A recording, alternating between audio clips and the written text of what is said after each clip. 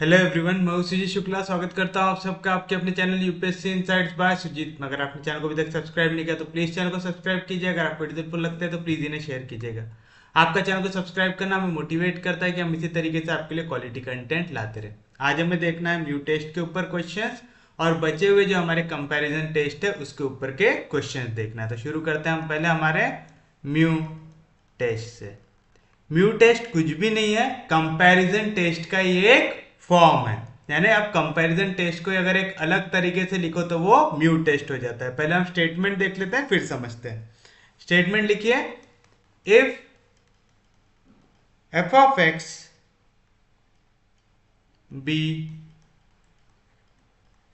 Bounded and integrable in interval a से लेके infinity, ये हो गया क्लोज, ये हो गया open, where a is greater than 0, then first point, if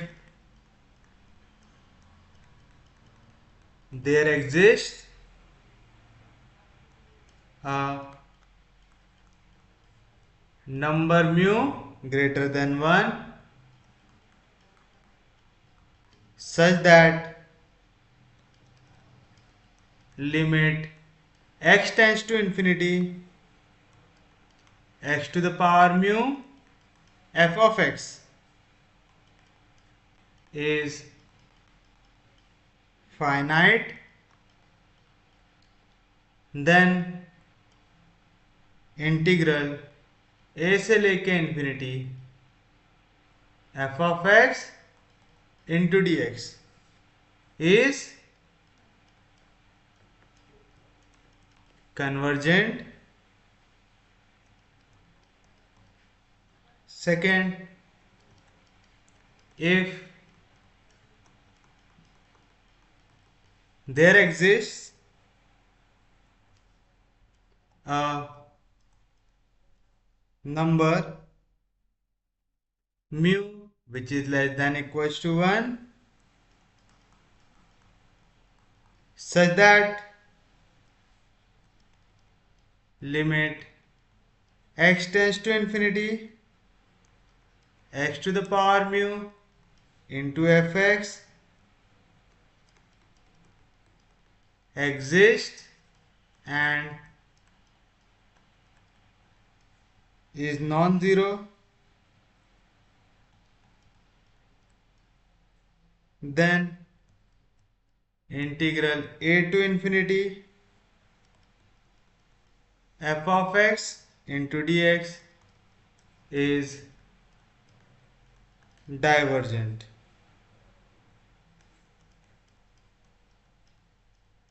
The same still holds if limit x tends to infinity x to the power mu fx is plus infinity और minus infinity. देखिए क्या कह रहा है यहाँ पे, आपको एक बाउंडेड और इंटीग्रेबल फंक्शन दिया है इंटरवल ए से लेके इंफिनिटी पे, जहां पे ए ग्रेटर देन 0 है। यही आपकी कंपैरिजन टेस्ट की भी कंडीशन होती है। फिर क्या कह रहा है, if there exist a number mu जिसकी वैल्यू 1 से बड़ी है। किस तरीके से कि आप limit x tends to infinity x to the power mu into fx, ये कैसा आ जाए आपके पास, फाइनाइट आ जाए।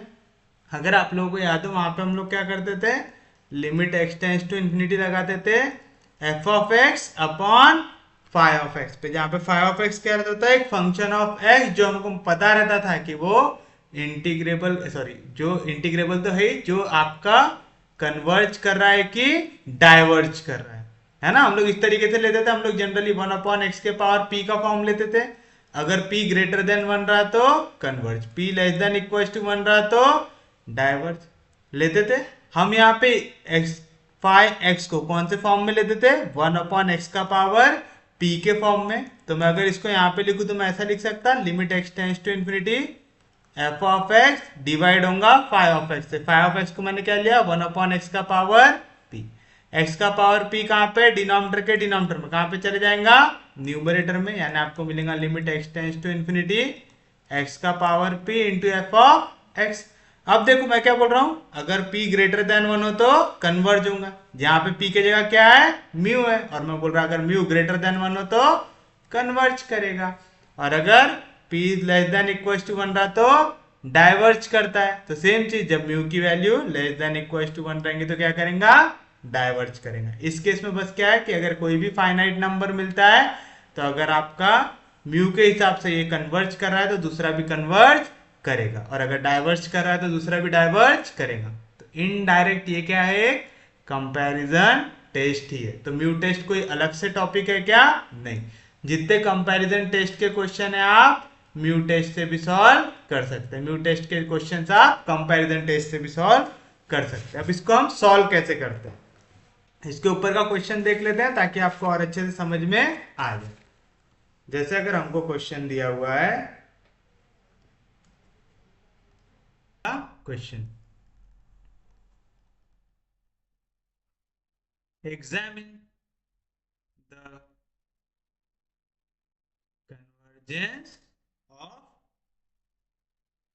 जीरो से लेके इंफिनिटी, जीरो से नहीं 1 से लेके इंफिनिटी dx अपॉन x का पावर 1/3 1 प्लस एक्स का पावर 1/2।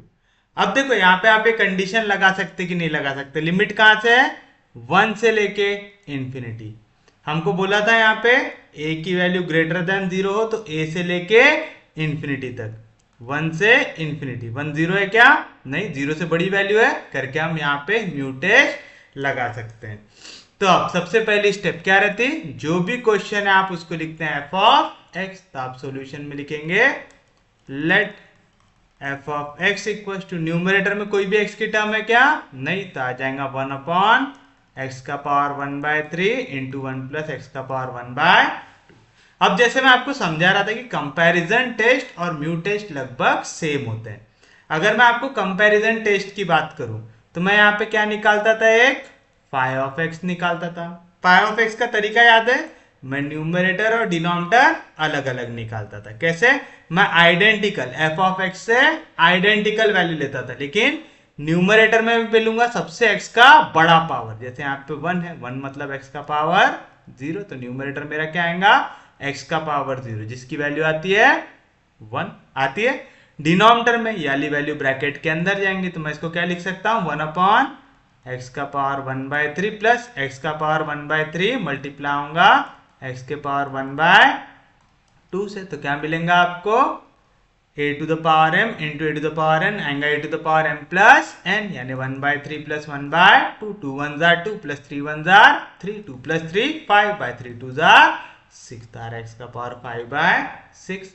डिनोमिनेटर में आपको x का सबसे बड़ा पावर क्या दिख रहा है, 5/6 दिख रहा है, तो मैं डिनोमिनेटर में क्या वैल्यू लूंगा, x का पावर 5/6। तो मेरा फाई ऑफ x क्या बना रहता, 1 अपॉन एक्स का पावर 5/6 बना रहता। अब देखो मैं यहाँ पे म्यू किस तरीके से लेता हूं, तो आप लिखेंगे take mu equal to, mu हमेशा आप लेते हैं डिनोमिनेटर में x का सबसे बड़ा पावर माइनस न्यूमरेटर में x का सबसे बड़ा पावर। जनरली ऐसा लेते हैं, एक आधी क्वेश्चन में चेंज आता है, वो कब आता है मैं आपको समझाऊंगा आगे। तो देखिए म्यू की वैल्यू क्या आएगा, डिनोमिनेटर में सबसे बड़ा पावर, डिनोमिनेटर में सबसे बड़ा पावर क्या है मेरे पास 5/6 है, तो आ गया 5/6 माइनस न्यूमरेटर में सबसे बड़ा पावर क्या है, कुछ भी नहीं, तो आ गया 0, 5/6 में से 0 गया तो आ गया 5/6। 5/6 ये नंबर 1 से बड़ा है कि छोटा है, छोटा है, तो आप लिखेंगे म्यू इज लेस देन 1 आएगा। म्यू अगर लेस देन 1 हो, म्यू अगर लेस देन 1 हो तो आप किसके लिए चेक करते हो, डाइवर्जेंट के लिए, कि अगर इसकी वैल्यू एग्जिस्ट कर जाए और नॉन जीरो आ जाए तो आप बोल सकते हैं कैसा हो जाएगा, डाइवर्जेंट हो जाएगा, हो जाएगा। तो देखते हैं अब यहाँ पे क्या होता है। अब आपको सेम चीज अगर यहाँ पे देखें, ये कौन से फॉर्म में, 1 अपॉन एक्स का पावर p, p की वैल्यू क्या है 5/6 यानी p लेस देन 1 है, यानी मेरे को मालूम मेरा फाई ऑफ एक्स भी क्या कर रहा है, डाइवर्जेंट कर रहा है। तो देखो हम म्यू की मेथड से भी डाइवर्जेंट की ओर जा रहे हैं, फाई ऑफ एक्स की मेथड से भी डाइवर्जेंट की ओर जा रहे हैं। तो आपको अगर ये वाली मेथड नहीं भी आती है तो ऐसा है कि आपका कुछ लूट जाएगा नहीं, आप कंपैरिजन टेस्ट लगा के भी सॉल्व कर सकते हो कि एक तरीके से इनडायरेक्टली ये भी क्या है, एक कंपैरिजन टेस्ट ही है, आएगा। तो बताइए अब आप क्या करेंगे, आप निकालेंगे limit x tends to infinity x to the power mu f of x की वैल्यू। तो क्या मिलेगा, limit x tends to infinity x का पावर म्यू क्या है 5/6 into f of x. F of x को सॉल्व किया तो पहली वैल्यू मिली मेरे को क्या है 1/x का पावर 1/3 प्लस x का पावर 5/6। अब देखो न्यूमरेटर डिनोमिनेटर दोनों में x का सबसे बड़ा पावर क्या है 5/6, तो divide numerator and denominator by x का पावर 5/6। तो क्या मिलेगा मेरे को, limit x tends to infinity x का पावर 5/6 कैंसिल आएगा 1 अपॉन x का पावर 1/3 डिवाइड होगा x के पावर 5/6 से, तो क्या मिलेगा x का पावर 1/2, लेकिन डिवीजन में मिलेगा। तो इसको भी ऐसे ही लिख देता हूँ, x का पावर 1/3 डिवाइड होगा x के पावर 5/6 से, प्लस x का पावर 5/6 डिवाइड होगा x के पावर 5/6 से, तो क्या आएगा आंसर 1। क्या किया समझा, मैंने x के पावर 5/6 को न्यूमरेटर में भी डिवाइड कर दिया और डिनोमिनेटर में भी जितनी टर्म थी उनको डिवाइड कर दिया x के पावर 5/6 से। करते हैं ऐसा, जब भी न्यूमरेटर और डिनोमिनेटर में x पॉलिनोमियल के टर्म्स में दिखे तो आप न्यूमरेटर और डिनोमिनेटर को डिवाइड करते हैं x के सबसे बड़े पावर से। अब आप देखो आपको x का पावर 5/6 मिला कब, जब आपने x के पावर 1/3 को मल्टीप्लाई किया x के पावर 1/2 से किया। तो मैं इसको ऐसा लिख सकता हूं क्या, limit x tends to infinity 1/x का पावर 1/3 डिवाइड बाय x के पावर 5/6 कब मिला, जब मैंने x के पावर 1/3 को मल्टीप्लाई किया x के पावर 1/2 पे, x का पावर 1/3 कैंसिल। तो क्या आएगा, limit x tends to infinity 1/x का पावर 1/2 प्लस 1।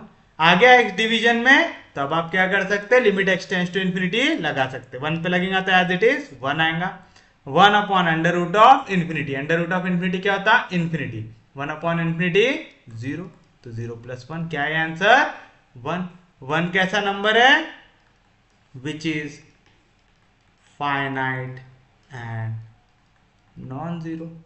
आ गया। और हम लोगों ने अभी लिखा था म्यू टेस्ट में, अगर आपकी म्यू की value less than equal to 1 हो और आपको जो आंसर मिल रहा है लिमिट का वो कैसा आ जाए, फाइनाइट आ जाए और नॉन जीरो आ जाए, तो आप बोल सकते हैं आपका गिवन इंटीग्रल कैसा आने वाला है, therefore by mu test the given improper integral,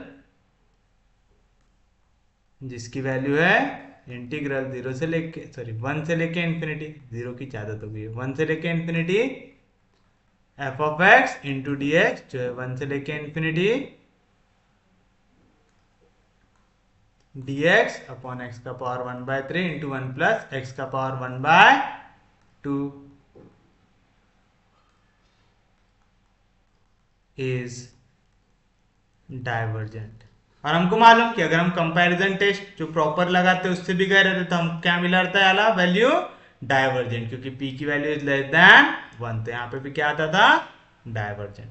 तो आप देख रहे हैं दोनों मेथड सेम है, दोनों में कुछ भी चेंज नहीं है, बस यहाँ पे आप वैल्यू को मल्टीप्लाई कर देते हैं, डायरेक्टली x को मल्टीप्लाई कर देते हैं, यहाँ पे आप x के रेसिप्रोकल से हमेशा डिवाइड करते हैं ना। म्यू की फाई ऑफ x हम हमेशा कौन से फॉर्म में ले रहे हैं, 1/x के पावर p के फॉर्म में, तो ये वैल्यू आती है डिनोमिनेटर के डिनोमिनेटर में, कहां पे जाती है न्यूमरेटर में, तो आप यहाँ पे वैल्यू डायरेक्टली न्यूमरेटर में लिख रहे हैं, यानी आप म्यू टेस्ट में थोड़ी सी 1-2 स्टेप्स कम लिखते हैं, और कुछ भी फर्क पड़ता है क्या, नहीं। अब देखते हैं एक इंपॉर्टेंट क्वेश्चन जो है test the convergence of integral 0 से infinity x to the power 2m upon 1 plus x to the power 2n into dx where m and n are positive integers. आपको कह रहा है यहाँ पे m और n कैसे इंटीजर है, पॉजिटिव इंटीजर है। तो आपको बताना है कब ये कन्वर्ज करेगा, कब ये डाइवर्ज करेगा। तो चलिए बताइए सॉल्यूशन। सबसे पहले कैसे स्टार्ट करेंगे, जो गिवन क्वेश्चन है मैं उसको रिप्रेजेंट कर देता हूं i से। तो आप लिखेंगे let i equals to integral 0 से लेके infinity x to the power 2m upon 1 plus x to the power 2n into dx। अब इंटीग्रेशन कहां से कहां तक जा रहा है, 0 से लेके इंफिनिटी तक। अगर मेरे को म्यू लगाना है या कंपैरिजन टेस्ट लगाना है, दोनों के लिए मेरे को मालूम कि मेरा इंटीग्रल कहां से आना चाहिए, a से लेके इंफिनिटी, जहां पे a की वैल्यू ग्रेटर देन 0 आनी चाहिए, यानी 0 तो नहीं चाहनी चाहिए। तो मैं क्या करूंगा, इसको दो टुकड़ों में तोड़ूंगा। मैं इसको लिख सकता हूं इंटीग्रल 0 से लेके 1 x to the power 2m upon 1 plus x to the power 2n into dx plus 1 से लेके infinity x to the power 2m plus 1 plus x to the power 2n into dx। कल इस type के question बहुत सारे देखे हैं, तो इसमें किसी को भी दिक्कत होनी नहीं चाहिए।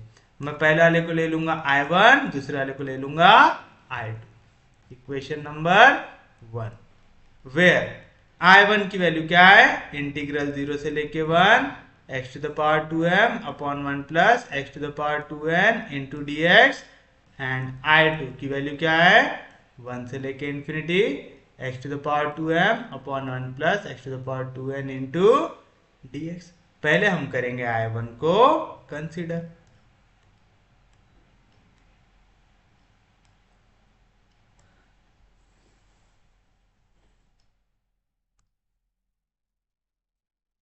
आप लिखेंगे कंसीडर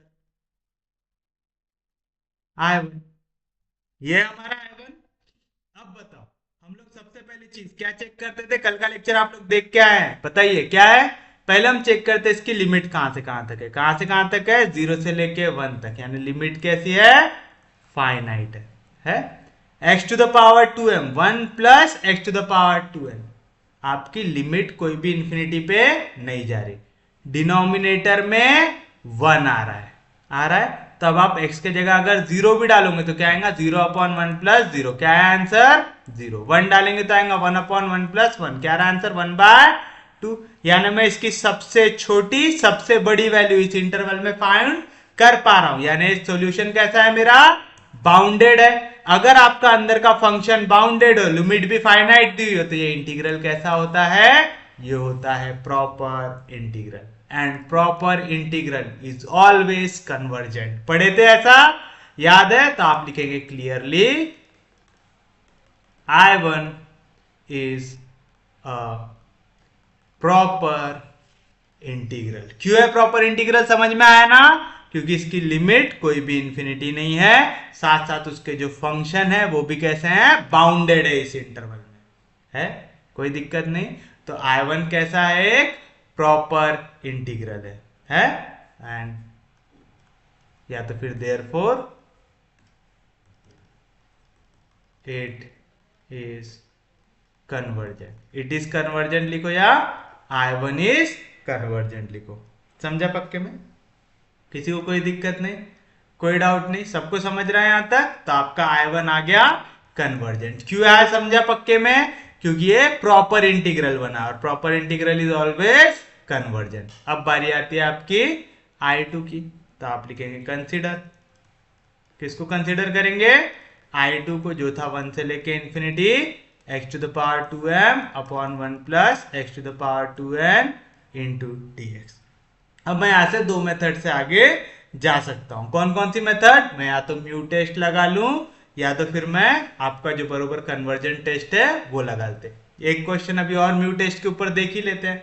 चलिए बताइए म्यू टेस्ट में आप क्या करते, टेक म्यू, तो आप लिखेंगे टेक म्यू। म्यू कैसे लेते हैं, डिनोमिनेटर में x का सबसे बड़ा पावर क्या है 2n, माइनस न्यूमरेटर में x का सबसे बड़ा पावर क्या है 2n। तो म्यू की वैल्यू आपने क्या लिए, 2n माइनस 2n ले लिए। तो ये वैल्यू होगी आपकी म्यू की। आ गई, यहां तक किसी को कोई दिक्कत नहीं। फिर नेक्स्ट स्टेप क्या रहती, आप लेंगे limit x tends to infinity x to the power mu into f of x की वैल्यू क्या आएगा, limit x tends to infinity x का पावर म्यू, म्यू क्या है 2n minus 2m into x to the power 2m upon 1 plus x का power 2n आएगा।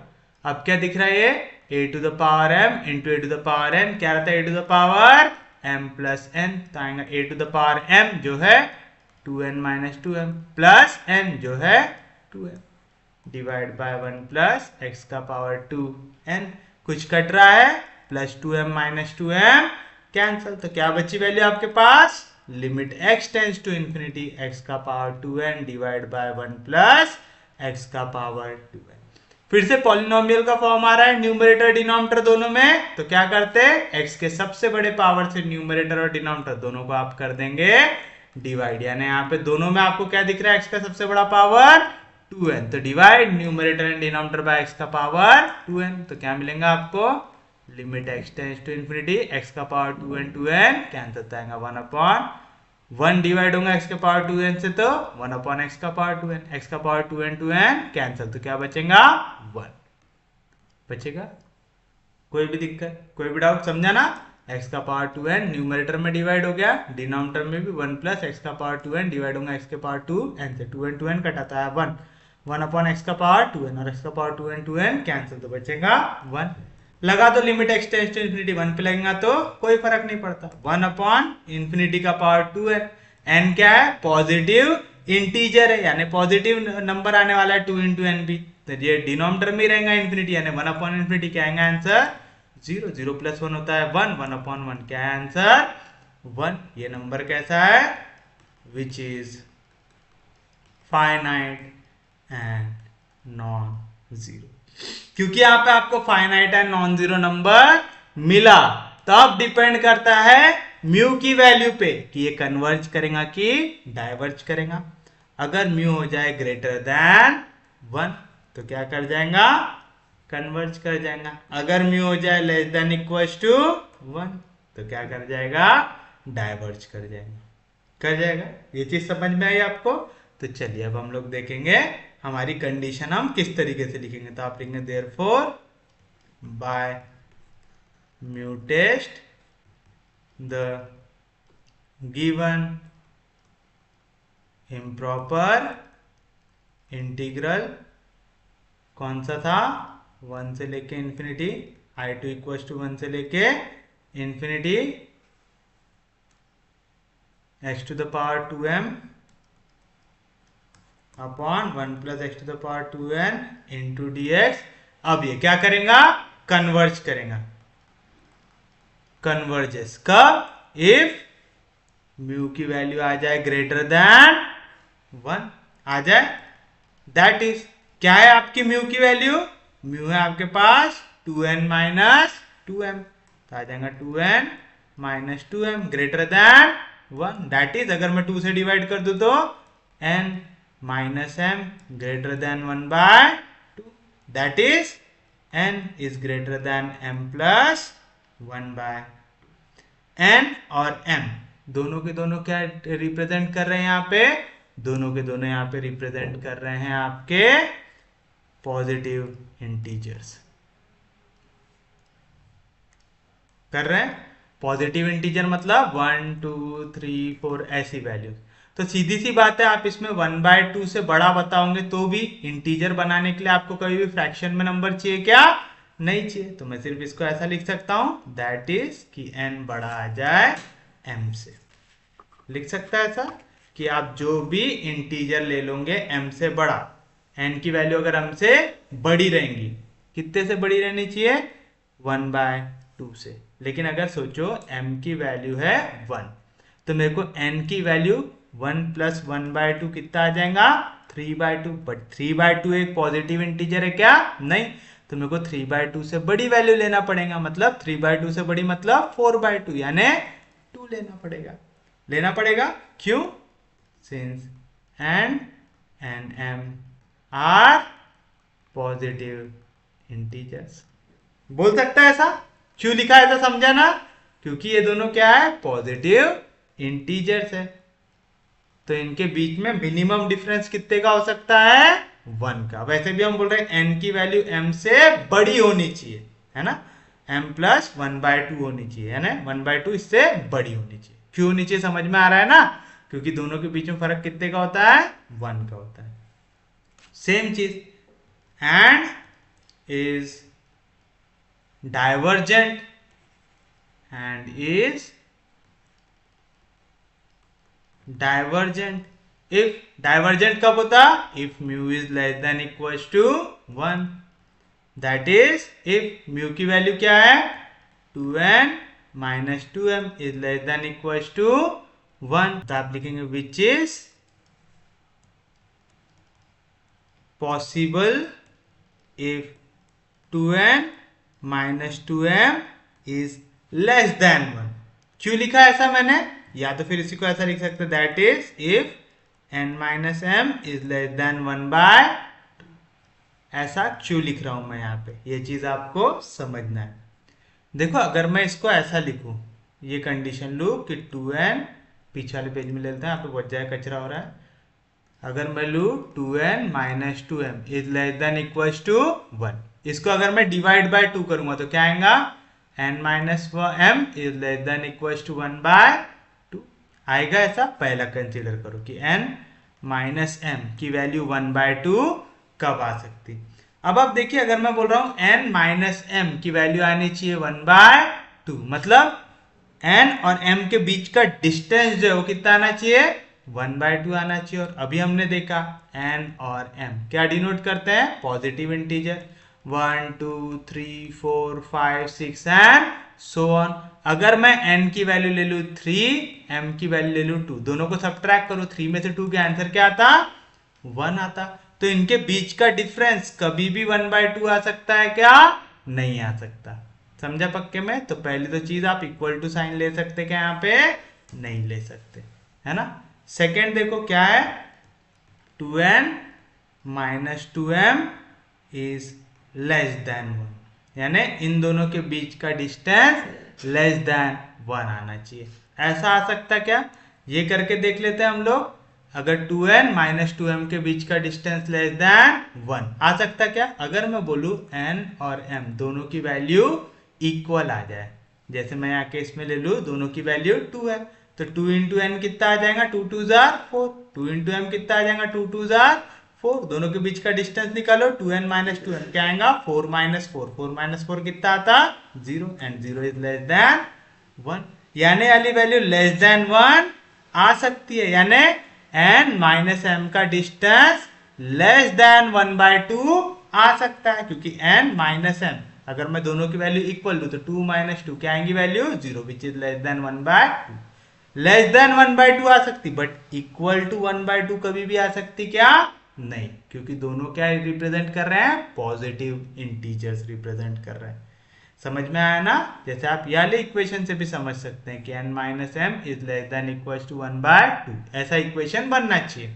n minus m is less than equal to 1/2 ऐसा अगर बना, दो integer के बीच का डिस्टेंस 1/2 नहीं आ सकता। क्यों, दोनों के बीच में मिनिमम फर्क कितने का होता है, 1 का होता है, लेकिन लेस देन 1/2 आ सकता है। क्यों, क्योंकि अगर हम सेम इंटीजर लेंगे तो 1 माइनस 1 भी कितना होता, 0, 2 माइनस 2 भी कितना होता, 0, और ये 0 हमेशा 1/2 से छोटा होता है। यानी यहाँ पे आप लिखेंगे which is possible if 2n minus 2m is less than 1, that is if n minus m is less than 1/2.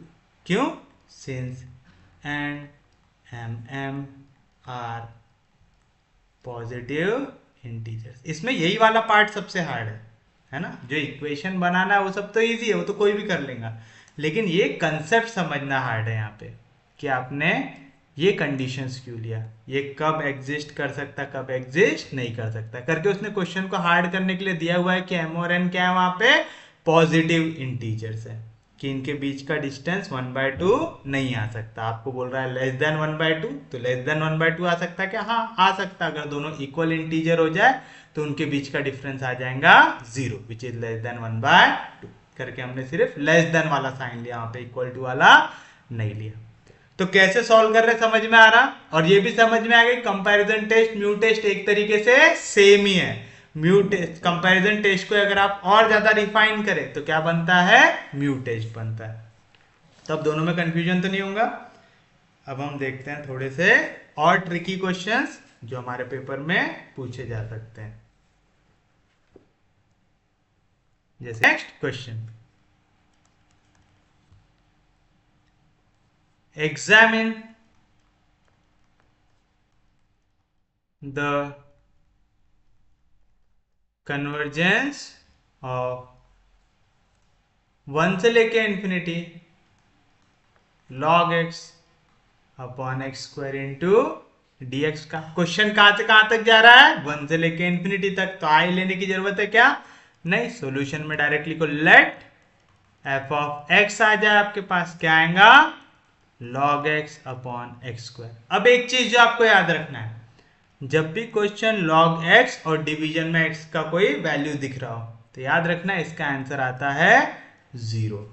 और अगर आप लोगों को आपकी कंपैरिजन टेस्ट याद हो तो हम लोग जैसे ही आंसर में आता है आपके पास 0, तो आप सिर्फ और सिर्फ क्या चेक करते हैं, कन्वर्जन। याद है कंपैरिजन टेस्ट, आप L की वैल्यू निकालते थे, क्या रहता था, limit x tends to infinity f of x upon phi of x।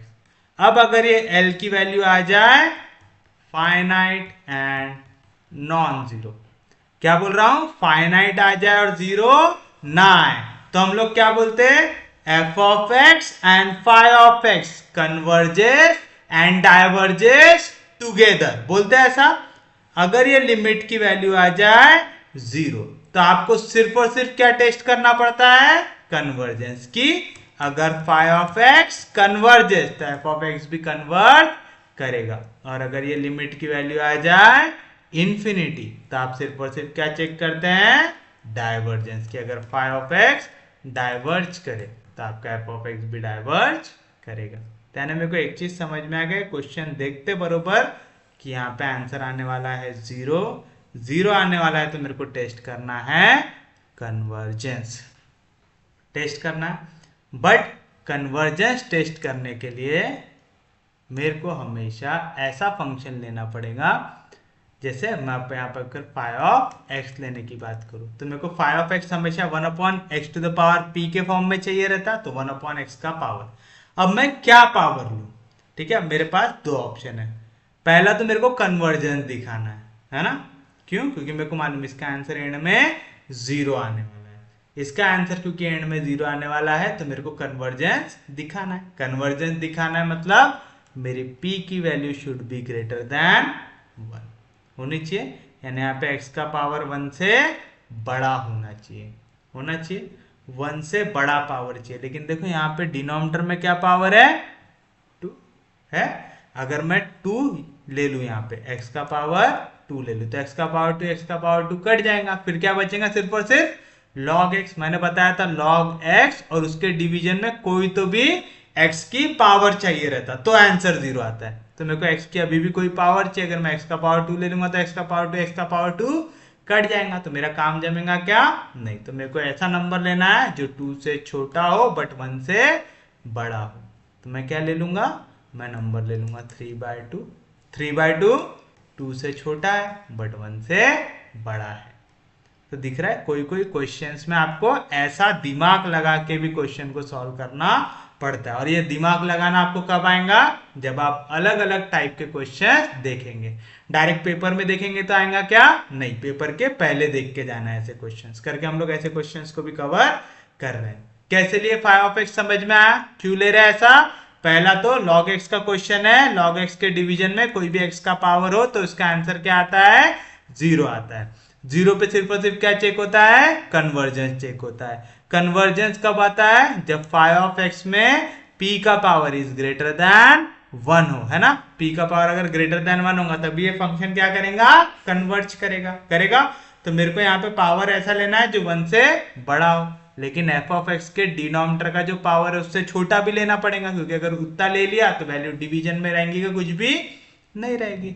समझ में आ रहा है, करके हमने नंबर लिया है पावर जो 1 से बड़ा हो बट 2 से छोटा हो। तो हमने बीच का रास्ता लिया, क्या लिया? 3/2 ले लिया। तो फिर आप निकालेंगे limit x tends to infinity f of x upon phi of x। तो क्या आएगा? Limit x tends to infinity f of x क्या है value? log x upon x square divide by phi of x क्या है? 1 upon x का power 3/2। तो क्या आएगा? Limit x tends to infinity x का पावर 3/2 कहाँ पे? डिनोमिनेटर के डिनोमिनेटर में। log x कहाँ पे? न्यूमरेटर में। x स्क्वायर कहाँ पे? न्यूमरेटर के डिनोमिनेटर में। कहाँ पे चला जाएगा? डिनोमिनेटर में। तो क्या है value? Limit x tends to infinity log x upon x का पावर 3/2 नीचे आएगा तो x का पावर -3/2 आएगा। x का पावर -3/2 कटेगा तो क्या आएंगी वैल्यू? x का पावर 1/2 आएगा। कैसे लिखे समझा आप लोगों को? x का पावर 3/2 है तो आप उसको चाहो तो ऐसा भी लिख सकते हैं, x इंटू एक्स का power 1/2 into log x। X square क्या होता? x इंटू एक्स होता है। तो एक x कैंसिल, x का पावर 1/2 यानी रूट x कटा, तो यहाँ पे भी x कट के क्या बचेगा? Root x। रूट x का मतलब x का पावर 1/2 आएगा। ऐसा कैलकुलेशन करना सबको आ जाएगा यहाँ पे। पक्के में समझा? सच में समझा? चलिए, तो x का पावर 1/2 को मैं क्या लिख सकता हूँ? रूट x लिख सकता हूँ। तो मैं लिख देता हूँ यहाँ पे log x upon root x। अब x के जगह सब्सटीट्यूट करो इंफिनिटी तो आएगा log of x। log of infinity क्या था? Infinity divide by root x। Root of infinity क्या था? इंफिनिटी। यानी आपका फॉर्म कैसा है? Infinity by infinity. तो कौन सा रूल लगा सकते हैं? L hospital rule. तो बाय एल हॉस्पिटल रूल क्या कर सकते हैं? न्यूमरेटर और डिनोमिनेटर को दोनों को डिफरेंशिएट करो उस वैल्यू के टर्म्स में जो इंफिनिटी जा रही है। कौन जा रहा है? x जा रहा है। तो differentiate numerator and denominator with respect to x। log x का डेरिवेटिव 1 अपॉन x आएगा। log x का डेरिवेटिव आ गया 1 upon x divide by root x का डेरिवेटिव 1 अपॉन 2 रूट x आएगा। 2 रूट x कहाँ पे? डिनोमिनेटर के डिनोमिनेटर में। कहाँ पे चला जाएगा? न्यूमरेटर में। x कहाँ पे? न्यूमरेटर के डिनोमिनेटर में। कहाँ पे आ जाएगा? डिनोमिनेटर में। और x को मैं क्या लिख सकता हूँ? Root x into root x। एक रूट x कैंसिल। तो क्या है value? Limit x tends to infinity 2 upon root x। तो आ जाएगा 2 अपॉन x के जगह डालेंगे इंफिनिटी, तो अंडर रूट ऑफ इंफिनिटी होता है infinity. 2 upon infinity. Direct answer क्या आ जाएगा? 0। जैसे मैंने आपको कहा था लॉग का क्वेश्चन, डिवीजन में x की कोई वैल्यू, आंसर क्या आता है? 0 आता है। तो आपको याद रखना है 0 पे सिर्फ और सिर्फ क्या टेस्ट होता है? कन्वर्जेंस टेस्ट होता है। तो आप लिखेंगे ऑल्सो फाई ऑफ x। तो इंटीग्रल 1 से लेके infinity phi of x dx, जिसकी वैल्यू आएंगी 1 से लेके इंफिनिटी। फाई ऑफ x क्या लिया आपने? 1 अपॉन एक्स का पावर 3/2 इंटू dx। ये क्या करेगा? कन्वर्ज करेंगे। तो आप लिखेंगे कन्वर्जेस। क्यों?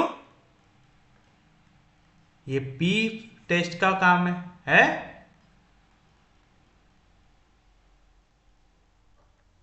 आएगा। क्यों? p का जो पावर है वो ग्रेटर देन 1 है। 3/2 ग्रेटर देन 1 है। जब भी पावर ग्रेटर देन 1 आता है तो कन्वर्जेंस आता है। तो देयरफॉर बाय कंपैरिजन टेस्ट। बताओ कंपैरिजन टेस्ट से क्या बोलती? कंपैरिजन टेस्ट अगर आपका आंसर आ जाए 0 और फाई ऑफ एक्स करे कन्वर्ट, तो इंटीग्रल 1 से लेके infinity f of x dx, जिसकी वैल्यू है 1 से लेके इंफिनिटी। क्या है एफ ऑफ एक्स की value? log x upon x square. Also converges. Important question है, प्लीज अच्छे से समझिएगा। कैसे किया समझे? सच में समझा? पक्के में समझा? ज्यादा हार्ड तो नहीं लग रहा? क्वेश्चंस इजी है बट आपके कंसेप्ट क्लियर होने चाहिए, तभी आप इस टाइप के क्वेश्चंस को अटेम्प्ट कर सकते हैं, नहीं तो ये पूरे जाएंगे आपके लिए बाउंसर। देखिए आपके next question, show that integral 0 से लेके infinity 1 upon x -1 upon sine hyperbolic x dx upon x is convergent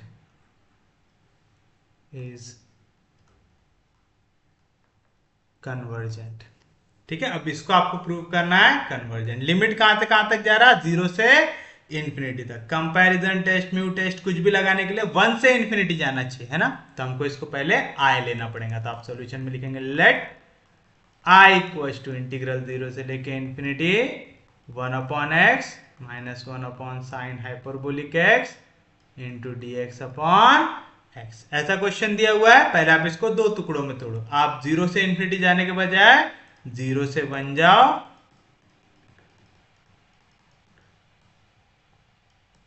फिर उसके बाद 1 से इंफिनिटी जाओ।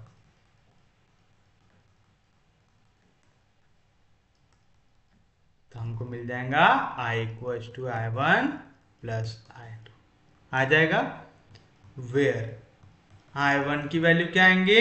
इंटीग्रल 0 से लेके 1 upon x minus 1 upon sine hyperbolic x into d x upon x. And i2 की वैल्यू आएंगे इंटीग्रल 1 से लेके infinity 1 upon x minus 1 upon sine hyperbolic x into d x upon x आएगा। तो हम पहले चेक करेंगे i1 के लिए। देखो क्वेश्चन में ही हमको बोल रहा है आपको बताना है, शो दैट कि ये कैसा है, कन्वर्जेंट है। तो गलती से भी इसका आंसर डाइवर्जेंट मत निकाल देना। क्वेश्चन चिक चिक के कह रहा है, क्वेश्चन का है कन्वर्जेंस का है। तो अब हमको दिखाना पड़ेगा कि ये कन्वर्जेंस आता है कि नहीं। अब देखो यहाँ पे प्रॉब्लम कहाँ पे आ सकता है। पहला तो लिमिट 0 से 1 जा रहा है, तो इसमें कोई दिक्कत नहीं है। 1 पे भी कोई दिक्कत नहीं आएगा ना, 1 अपॉन 1 1 अपॉन 1 1 पे भी इंफिनिटी नहीं बनेगा। बट 0 पे देखो 1 upon 0 infinity, 1 upon sine hyperbolic 0 infinity, 1 upon 0 infinity. 0 पे इंफिनिटी वाला आंसर आ रहा है। तो मेरे को पहले दिखाना पड़ेगा कि 0 पे भी इसका आंसर इंफिनिटी नहीं आ रहा है। क्योंकि अगर x इक्वल टू 0 रखने के बाद इसका आंसर इंफिनिटी आ गया तो ये फंक्शन जो ये कैसा हो जाएगा, अनबाउंडेड हो जाएगा। फिर ये कौन सी टाइप का क्वेश्चन हो जाएगा, इम्प्रॉपर इंटीग्रल का। बट हम हमेशा पहले वाले पार्ट को कैसा दिखाते हैं, प्रॉपर दिखाते हैं। मतलब लिमिट लगाने के बाद यहाँ पे आंसर 0 नहीं आना चाहिए। तो चेक कर लो, limit x tends to 0 1 upon x minus 1 upon sine hyperbolic x into 1 upon x. ये जितना फंक्शन है उस पर क्या लगा दो, लिमिट लगा दो। तो चलिए क्रॉस करते हैं, साइन हाइपरबोलिक इंटू 1 क्या हो जाएगा, sign hyperbolic x minus x into 1 x divide by x multiply हो जाएगा साइन हाइपरबोलिक एक्स से। और यहाँ पे एक और एक्स आके क्या हो रहा है, मल्टीप्लाई हो रहा है। इस पे क्या लगाना है, लिमिट एक्स टेंस टू 0 लगाना है। तो क्या मिलेगा आपको, limit x tends to 0 sine hyperbolic x minus x upon x into x हो गया एक्स स्क्वायर। अब आप लोगों को याद होगा जब हम लोगों ने कैलकुलस में लिमिट पढ़ा था, मैंने कहा था कभी भी यहाँ पे अगर साइन कॉस ऐसे कोई फंक्शन आ जाए, टैन वैन, तो उनको जितना जल्दी हो सके उतना जल्दी हटा देना।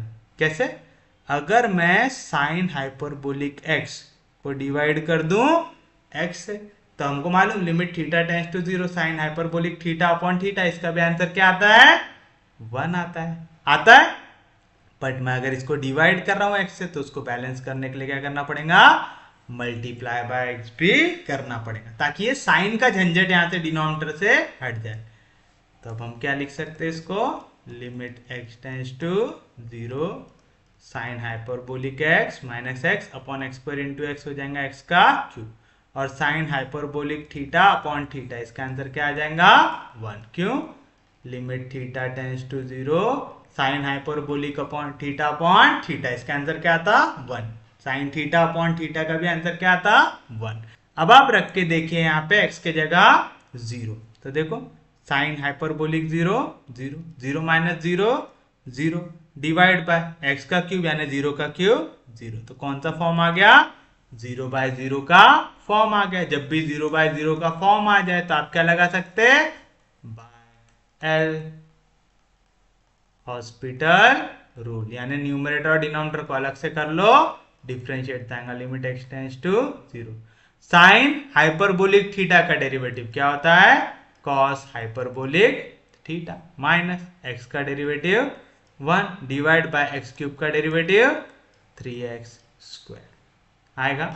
अब रखो value cos x tends to 0, तो cos हाइपरबोलिक 0 क्या आएगा answer 1 minus 1 1 minus 1 0 divide by 3 into 0 का स्क्वायर 0, फिर से क्या फॉर्म आ रहा है 0 बाय 0 का फॉर्म, तो फिर से बाय एल हॉस्पिटल रूल। क्या कहता है एल हॉस्पिटल रूल, न्यूमरेटर और डिनोमिनेटर को डिफरेंशिएट करो सेपरेटली। cos हाइपरबोलिक थीटा का डेरिवेटिव साइन हाइपरबोलिक थीटा, याद रखना हाइपरबोलिक में जब भी डेरिवेटिव लगता है तो माइनस साइन नहीं आता, cos थीटा का डेरिवेटिव माइनस साइन थीटा, लेकिन cos हाइपरबोलिक थीटा का derivative sign hyperbolic theta, minus 1 का डेरिवेटिव 0 डिवाइड बाय 3 जैसा था वैसा, एक्स स्क्वायर का डेरिवेटिव 2x आएगा ऐसा। तो मैं इसी को ऐसा लिख सकता क्या, लिमिट x टेंस टू 0 3 2 6 आएगा 1/6 times sine hyperbolic x upon x। और अभी हमने देखा था limit theta tends to 0 sine hyperbolic theta upon theta क्या आता है आंसर 1, तो इसका आंसर आ गया 1/6 आ गया। ये कैसा आंसर आया, विच इज फाइनाइट है, यानी x इक्वल टू 0 पे भी ये कैसा है, फाइनाइट है क्योंकि ये फाइनाइट है, यानी 0 भी पॉइंट ऑफ इनफाइनाइट डिसकंटिन्यूटी हुआ क्या, नहीं हुआ, यानी यहाँ पे एक भी पॉइंट ऐसा नहीं है जहां पे आप इसकी वैल्यू फाइंड आउट नहीं कर सकते, यानी आप इस फंक्शन की मैक्सिमम और मिनिमम वैल्यू हर एक पॉइंट पे फाइंड आउट कर सकते हैं। लिमिट भी फाइनाइट है, तो आप बोल सकते हैं I1 कैसा है, प्रॉपर इंटीग्रल, तो आप लेंगे therefore I1 is a proper integral, क्योंकि I1 एक प्रॉपर इंटीग्रल है तो हमेशा कैसा रहेगा, कन्वर्जेंट रहेगा, तो आप लेंगे देयरफॉर I1 is कन्वर्जेंट। आ गया, कोई दिक्कत नहीं, कोई डाउट नहीं, सच में समझ गया। अच्छा हमने एक और जगह पे I1 I2 वाला क्वेश्चन सॉल्व किया, हमने यहाँ पे फाइनल आंसर नहीं लिखा शायद, है ना, ये वाले में हमने I1 I2 को तो कन्वर्जेंट दिखा दिया, हमको एक टोटल को कन्वर्जेंट दिखाना, तो आप लिखेंगे फ्रॉम इक्वेशन 1 2 एंड 3 आपका I भी कैसा आ जाएगा, कन्वर्जेंट आ जाएगा। वो एक लाइन यहाँ पे लिख लो, ठीक है, हमने बताया I1 कैसा है, कन्वर्जेंट है, I2 कैसा है, कन्वर्जेंट है, since both the elements of RHS of equation 1 are convergent, therefore its LHS is also convergent। तो आप लेंगे therefore इंटीग्रल 0 से लेके infinity x to the power 2m upon 1 plus x to the power 2n into dx converges लिखेंगे। ये एक line हम लोग लिखना भूल गए थे, वो प्लीज उसको लिख लीजिए आप। चलिए, तो आपने I1 को दिखा दिया है कन्वर्जेंट, अब किसकी बारी आ जाएंगी, I2 की, तो ले लेते हम लोग I2 भी।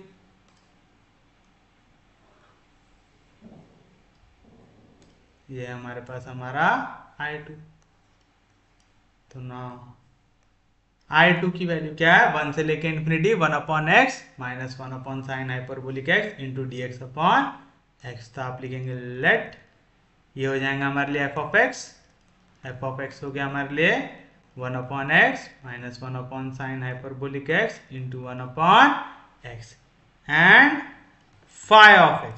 अब देखिए आप फाई ऑफ x क्या लेंगे, यहाँ पे कहां पे दिक्कत आएंगी, जब आप इंफिनिटी रखते हो, है ना, क्योंकि आप लिमिट क्या लगाते हैं, limit x tends to infinity f of x upon phi of x लगाते हैं, है ना। तो देखो इंफिनिटी रखने में प्रॉब्लम कौन कौन क्रिएट कर रहा है, 1/इंफिनिटी 1/इंफिनिटी 1/इंफिनिटी, इस टाइप का क्वेश्चन आ रहा है, मतलब इंफिनिटी एक ये भी पॉइंट क्रिएट कर रहा है, ये भी पॉइंट क्रिएट कर रहा है, ये भी पॉइंट क्रिएट कर रहा है। अगर मैं x को अंदर लेके जाता तो क्या होता, 1/x इंटू एक्स हो जाता है x square minus 1/x sign hyperbolic x। तो मेरे को यहाँ पे दिख रहा है x का क्या है, स्क्वायर, यहाँ पे एक x है, एक फंक्शन ऑफ x है, तो यहाँ पे भी टोटल कितने x वाली टर्म है, 2। तो मेरे को फाई ऑफ x ऐसा चाहिए जिसमें x कितनी टर्म आनी चाहिए, 2, तो मैं फाई x ले लूंगा 1/x का स्क्वायर। क्यों ले रहा, समझ रहा है ना, देखो x जब ब्रैकेट के अंदर जाएगा x इंटू एक्स आ रहा है x स्क्वायर, दूसरी भी टर्म आ रही है x into sine hyperbolic x आ रही है, एक x की टर्म, एक्स स्क्वायर भी एक्स इंटू एक्स, एक एक्स और दूसरी भी एक्स की टर्म, यानी यहाँ पे कितनी एक्स की टर्म आ रही है डिनोमिनेटर में? दो। न्यूमरेटर में कोई भी आ रही क्या? नहीं। तो देखो न्यूमरेटर में इसके भी कोई एक्स की टर्म नहीं आई, डिनोमिनेटर में आई दो टर्म। अब आपको समझ में आ गया ना आपको फाई ऑफ एक्स कैसे स्ट्रेटेजिकली सिलेक्ट करना है, समझ रहा है? तो चलिए अब आप क्या लिखेंगे, therefore limit x tends to infinity f of x upon phi of x, क्या आएंगे इसकी value? Limit x tends to infinity f of x, क्या है एफ ऑफ एक्स की वैल्यू आपके पास? इसको अगर मैं अंदर लेके जाऊं, one upon x into x, x square minus one upon x into sine hyperbolic x divide by one upon x का स्क्वायर। एक्स स्क्वायर कहां पे? डिनोमिनेटर के डिनोमिनेटर में, कहां पे चला जाएगा? न्यूमरेटर में। तो आपको मिलेगा limit x tends to infinity, क्या आएगा? एक्स स्क्वायर जाएगा न्यूमरेटर में, तो मिलेगा x square into one upon x square minus one upon x sine hyperbolic x आएगा। अंदर लेके जाओ तो आएगा limit x tends to infinity, x square cancel तो आएगा वन माइनस एक एक्स कैंसिल तो आएगा x upon sine hyperbolic x आएगा। कोई दिक्कत नहीं, कोई डाउट नहीं। तो बताइए क्या आएंगे value? Limit x tends to infinity लगाएंगे, वन पे लगेगा तो आंसर आएगा one.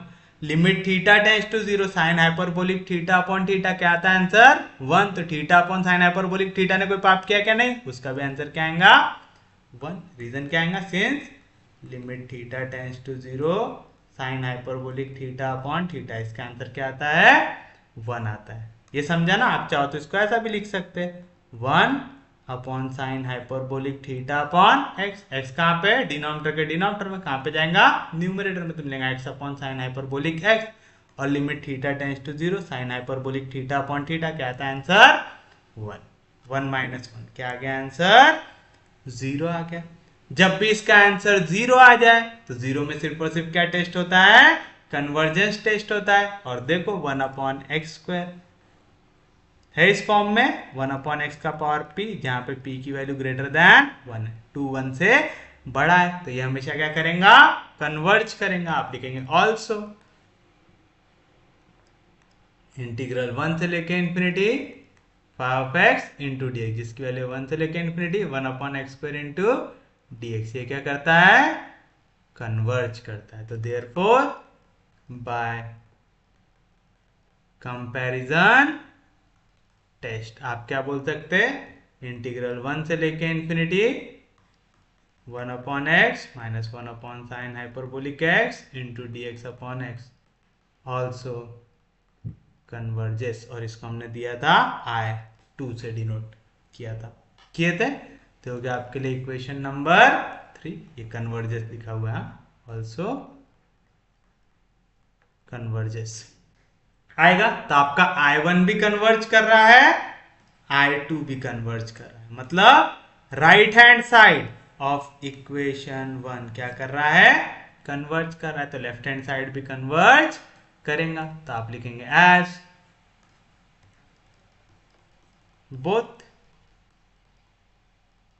The elements of RHS of equation 1 converges, therefore its LHS also converges. This implies कि I जिसकी वैल्यू है इंटीग्रल जीरो से लेके infinity one upon x minus one upon sine hyperbolic x into d x upon x, ये भी क्या करेगा? Converge करेगा। दे रहेगा आपके लिए आपका फाइनल आंसर। तो आप देख रहे हैं ऐसा कितना भी हार्ड क्वेश्चन क्यों ना दिया हुआ हो, आप अगर बरोबर कंसेप्ट लगाएंगे तो क्वेश्चन को आप आराम से अटेम्प्ट कर सकते हैं, इसमें कोई भी दिक्कत आपको नहीं आएंगी। जैसे देखिए एक और क्वेश्चन ऐसा, शो दैट इंटीग्रल जीरो से लेके infinity one upon one plus x minus e to the power minus x to d x upon x is convergent. आपको दिखाना है कि ये फंक्शन कैसा है? कन्वर्जेंट है। फिर से लिमिट कहां से कहां तक जा रही? जीरो से इंफिनिटी तक, तो आई लेना पड़ेगा। तो आप सॉल्यूशन में लिखेंगे लेट आई की वैल्यू आ जाए इंटीग्रल जीरो से लेके infinity 1/1 plus x minus e का power minus x d x upon आ जाए। जीरो से इन्फिनिटी जाने के बजाय मैं क्या करूंगा, जीरो से 1 जाऊंगा,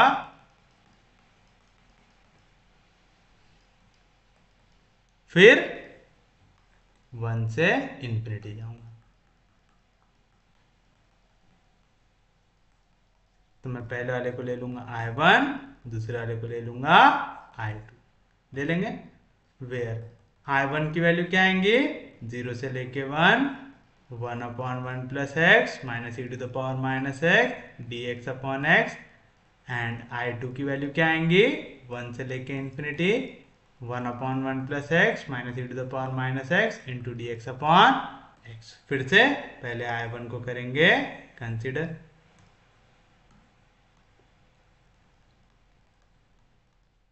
फिर से हमको मालूम है यहाँ पे दिक्कत कौन क्रिएट कर सकता, जीरो क्रिएट कर सकता। क्यों, अगर मैं x के जगह 0 डालूंगा तो 1/0 क्या बन जाएगा, इन्फिनिटी। अगर इन्फिनिटी बन गया फंक्शन कैसा हो जाएगा, अनबाउंडेड। तो प्रॉपर इंटीग्रल रह जाएगा क्या, नहीं। 0 से 1 पे मेरा क्या आना चाहिए, प्रॉपर आना चाहिए। क्यों, क्योंकि मेरे को कन्वर्जेंट प्रूव करना है, ये क्वेश्चन चीख चीख के कह रहा है। तो चलिए ले लेते हैं लिमिट x टेंड्स टू 0 किसमें 1/1 plus x minus e to the power minus x, मतलब 1/e का पावर x इंटू 1/x आएगा। ऐसा कोई दिक्कत नहीं। चलिए वैल्यू को कर लेते हैं क्रॉस। तो क्या मिलेगा आपको, limit x tends to 0 e to the power x into 1 e to the power x, minus sign के साथ इधर मल्टीप्लाई होगा तो -1 minus x divide by e to the power x, multiply होगा 1 प्लस एक्स से, और डिवीजन से एक और एक्स आके हो जाएगा इसके साथ मल्टीप्लाई। क्या किया समझा पक्के में सबको, क्या कर रहा हूं समझ रहा है। क्या किया मैंने यहाँ पे, ई टू द पावर एक्स से कर दिया इसको मल्टीप्लाई कर दिए, किसी को कोई दिक्कत नहीं, कोई डाउट नहीं। E to the power x हुआ cross, e to the power x into 1 e to the power x 1 plus x जाके मल्टीप्लाई होगा -1 से, तो -1 माइनस एक्स वैल्यू आएगी। किसी को कोई दिक्कत नहीं, कोई डाउट नहीं। तो क्या मिला आपको, limit x tends to 0 e to the power x -1 minus x upon e to the power x into 1 into x x plus x into x x square आएगा। डालो x के जगह 0, e का पावर 0 हो जाएगा 1, 1 minus 1 0, 0 minus 0 0 divide by e to the power 0 हो गया 1 into 0 plus 0 हो गया 0। तो कौन सा फॉर्म आया, 0 बाय 0 का फॉर्म आया। तो कौन सा rule, by L hospital rule. क्या करेंगे, न्यूमरेटर और डिनोमिनेटर को सेपरेटली करो differentiate. E to the power x का derivative e to the power x -1 का 0 माइनस एक्स का -1, डिनोमिनेटर में दो वैल्यू मल्टीप्लाई होते रहेंगे, प्रोडक्ट रूल आएगा। First derivative of second, x का डेरिवेटिव 1, एक्स स्क्वायर का डेरिवेटिव 2x प्लस सेकेंड यानी x प्लस x square, derivative of first e to the power x का derivative e to the power x आएगा। देखो मैं सबसे e to the power x को कॉमन ले सकता हूं, तो आएगा लिमिट x टेंड्स टू 0, ऊपर बचेगा e to the power x -1 upon नीचे से e to the power x को ले लिया कॉमन, तो क्या बचा 1 प्लस 2x प्लस x हो गया 3x प्लस x का स्क्वायर आएगा। ऐसा किसी को कोई भी दिक्कत, कोई भी डाउट, समझ रहा है। वैसे हम तो और इसी में फंसते जा रहे हैं ना, फिर से डेरिवेटिव लगाएंगे तो फर्स्ट सेकंड में फिर से बड़ी वैल्यू बनेगी और ऊपर e to the power x बनेगा, फिर e to the power x e to the power x को काट देंगे। चलो एक्स के जगह रखो 0, e to the power 0 1, 1 minus 1 0, e to the power 0 1, फिर 1 प्लस 3 इंटू 0 0, 3 इंटू 0 0, तो यहाँ पे बचा आपके पास e to the power x into 1, तो 1 बच रहा है 0। इसका आंसर तो डायरेक्टली फिर क्या आ जा रहा है 0, क्योंकि अब 0 बाय 0 का फॉर्म आ रहा है क्या, नहीं आ रहा है। समझे ना क्या बोला मैंने, देखो x के जगह 0 रख के देखो, e to the power 0 -1 upon e to the power 0 into 1 plus 3 into 0 0 plus 0 का स्क्वायर 0, e का पावर 0 होता है 1, 1 माइनस 1 अपॉन e का पावर 0 1 इंटू 1 प्लस 0 1, 1 माइनस 1 0, यानी आपने एक फाइनाइट वैल्यू इसकी फाइंड आउट कर लिया। 0 बाय 0 का फॉर्म आ रहा क्या, अब नहीं आ रहा तो आप एल हॉस्पिटल रूल लगा सकते हैं क्या? नहीं लगा सकते। क्यों? क्योंकि यहाँ पे आ रहा है 1 प्लस, तो यानी आप इसकी फाइनाइट वैल्यू निकाल सकते हैं। तो क्या है इसकी फाइनाइट वैल्यू? 0 आ रही है, आ रही है। यानी आप इसकी एक फाइनाइट वैल्यू निकाल सकते हैं, भले ही वो फाइनाइट वैल्यू 0 हो, बट आप एक फाइनाइट वैल्यू निकाल पा रहे हैं ना। आपका वैल्यू आंसर इनफाइनाइट आ रहा है क्या? नहीं आ रहा। यानी आप इसको अब आगे सॉल्व कर सकते हैं। तो आप लिखेंगे therefore I1 is a proper integral and proper integral is always convergent. तो आप लिखेंगे therefore I1 is convergent। आ गया? कोई दिक्कत नहीं, कोई डाउट नहीं। फिर अब किसकी बारी आएंगे? I2 की। तब हम ले लेते हैं I2। याद रखना, कई बार बच्चे कंफ्यूज हो जाते हैं कि आंसर में 0 आ जाए तो, 0 आ जाए तो चलता है, इन्फिनिटी नहीं आना चाहिए कभी भी। याद रखेंगे, यानी वैल्यू डालने के बाद आपको आंसर इन्फिनिटी नहीं मिलना चाहिए। तो ना I2 की वैल्यू 1 से लेके infinity 1 upon f of x minus 1 upon e का power minus x d x upon x है ऐसा। तो मैं लूंगा let f of x equal to, क्या है एफ ऑफ एक्स की value? 1 upon 1 plus x minus e का पावर माइनस एक्स, तो नीचे आएगा तो ई का power plus x into 1 upon x. ऐसा दिया हुआ आपको एफ ऑफ एक्स। तब हम लेंगे सॉरी, अब आप लेंगे फाइव ऑफ एक्स की वैल्यू। फाइव ऑफ एक्स कैसे निकालते हैं? देखो यहाँ पे डिनोमिनेटर में एक्स है, यहाँ पे एक एक्स है, मल्टीप्लाई होगा तो एक्स का सबसे बड़ा पावर होगा एक्स का स्क्वायर। यहाँ पे ई टू द पावर एक्स है इंटू एक्स है, यानी एक एक्स एक फंक्शन ऑफ एक्स। तो दोनों केसेस में एक्स का पावर क्या चाहिए आपको? 2 चाहिए। न्यूमरेटर में कोई भी एक्स का पावर है क्या? नहीं। तो ऊपर लिखेंगे 1 डिवाइड बाय एक्स का स्क्वायर। ले लेंगे फाइव ऑफ एक्स कैसे डिनोट करना है, सबको समझ रहा है क्या? फाइव ऑफ एक्स ही निकालना है यहाँ पे सबसे ज्यादा इंपॉर्टेंट है, बाकी और कुछ इस पे इंपॉर्टेंट नहीं है। तो फिर उसके बाद आप नेक्स्ट स्टेप क्या निकालते हैं? Limit x tends to infinity f of x upon five of x. क्या आएगा इसका answer? Limit x tends to infinity f of x क्या है?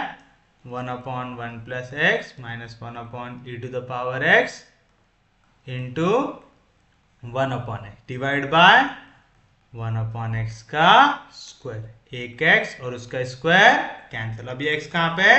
डिनोमिनेटर के डिनोमिनेटर में। कहाँ पे जाएगा?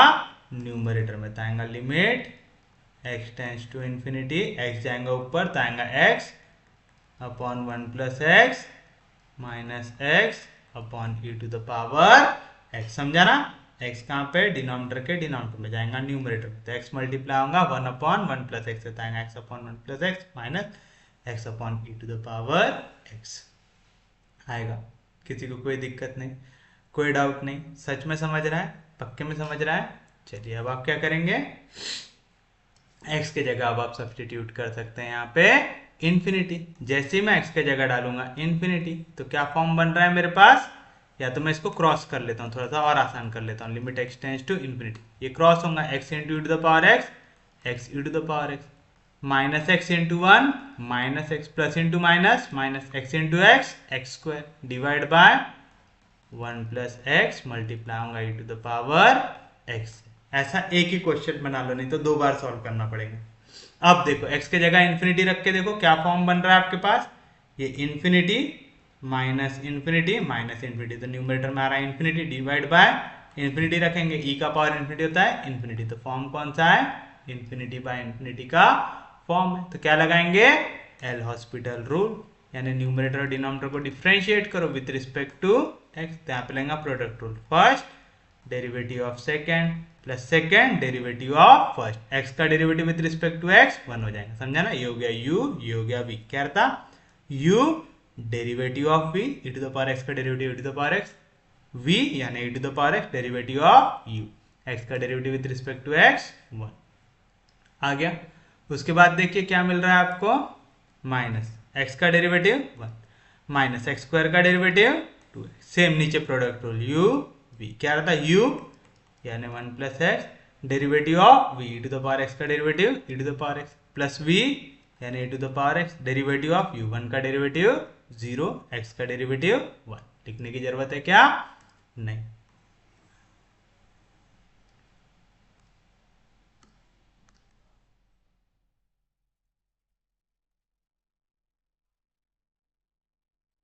फिर से रखिए x की जगह इन्फिनिटी, इन्फिनिटी इंटू कोई भी वैल्यू इन्फिनिटी प्लस ई का पावर इन्फिनिटी 2 का पावर इन्फिनिटी -1, इन्फिनिटी -1 भी इन्फिनिटी चाहूंगा, यहाँ पे भी आ रहा है इन्फिनिटी आ रहा है। और आप चाहो तो न्यूमरेटर डिनोमिनेटर से e to the power x को कॉमन भी ले सकते हैं, लेकिन अभी छोड़ दो, इन्फिनिटी बाय इन्फिनिटी का फॉर्म आ रहा है।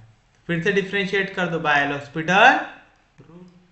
फर्स्ट डेरिवेटिव ऑफ सेकंड, तो x e to the power x plus second यानी e to the power x, derivative of first x का derivative with respect to x 1, minus 1 का derivative 0, -2 constant है derivative के बाहर, x का derivative with respect to x 1 हो जाएगा, होगा डिवाइड बाय नीचे फिर से प्रोडक्ट रूल, फर्स्ट यानी 1 plus x derivative of second e to the power x का derivative e to the power x plus second यानी e to the power x derivative of first 1 plus x का derivative 1 plus x plus e to the power x का derivative e to the power x आएगा। तब देखो e to the power x को आप निकाल सकते हैं कॉमन, तो आएगा limit x tends to infinity x plus 1 into e to the power x -2 upon नीचे क्या वैल्यू है e to the power x, e to the power x को अगर मैं कॉमन निकालूंगा तो 1 plus 1 2, 2 plus 1 3 plus x into e to the power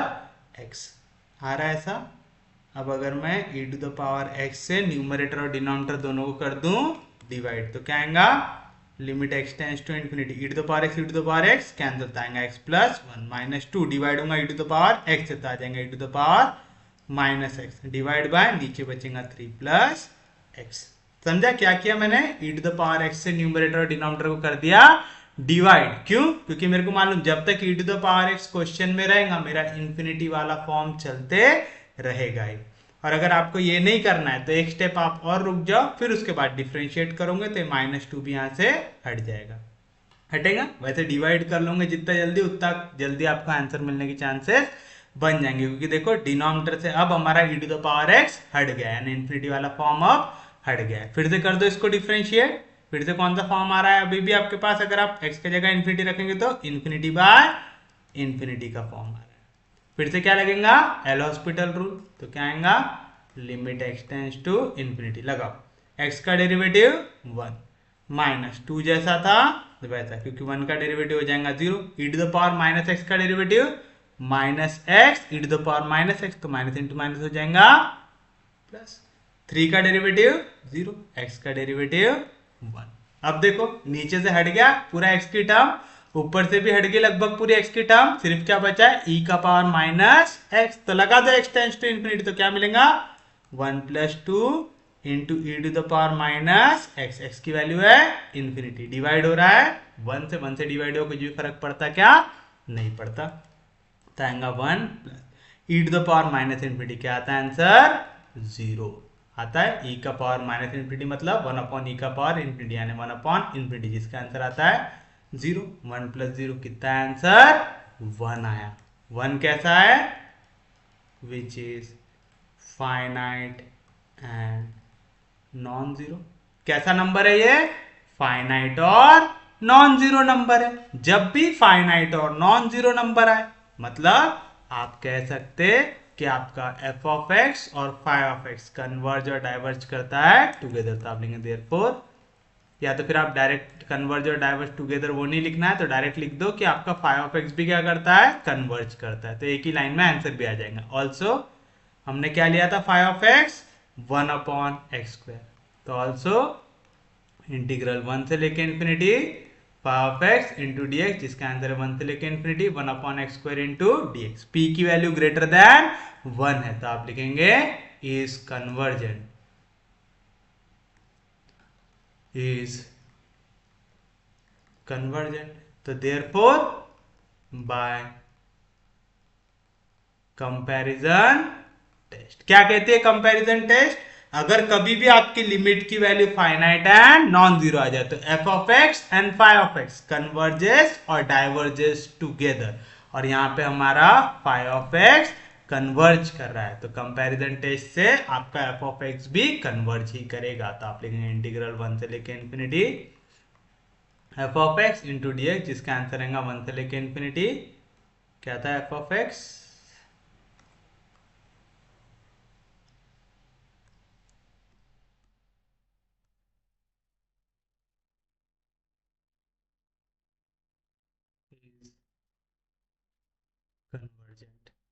आएगा। अब आप देखिए क्या हो गया, ये क्या है हमारे लिए I2 हो गया। हो गया, तो हमारा I2 भी कन्वर्ज कर रहा है और I1 भी कन्वर्ज कर रहा है। अगर I1 I2 दोनों कन्वर्ज कर रहे हैं यानी हमारा पूरा RHS इक्वेशन 1 का कन्वर्ज कर रहा है, तो LHS भी कन्वर्ज करेगा। आप तो आप लिखेंगे as both the elements of RHS of equation 1 are convergent, therefore its LHS is also convergent. Hence I जिसकी वैल्यू है